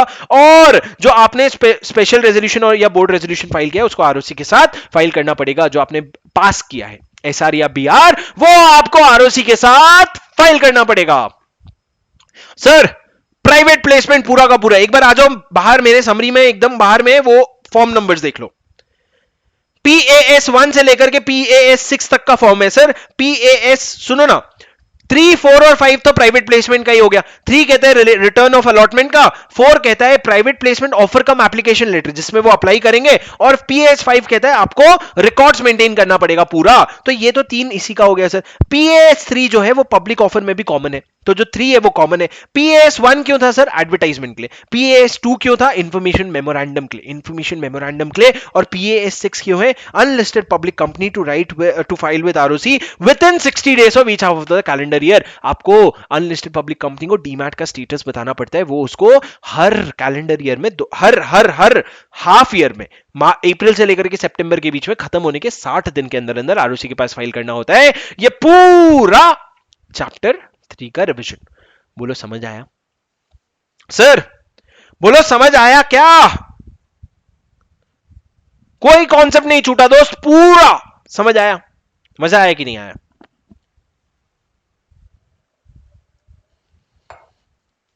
ओके गाइस, चलो थैंक यू। कि अगर तुम लोगों को वीडियो पसंद आया, अगर तुम लोगों को लगता है कि ऐसे रिवीजन वीडियोस मेरे को और बनाने चाहिए, तो प्लीज लाइक शेयर सब्सक्राइब करना है तो करो, नहीं करो लेकिन कमेंट में थैंक यू लिख के कमेंट जरूर कर देना, क्योंकि तुम्हारा अप्रिसिएशन ही हमारा मोटिवेशन है। ठीक है, ठीक है, ओके गाइस, चलो थैंक यू, बाय बाय।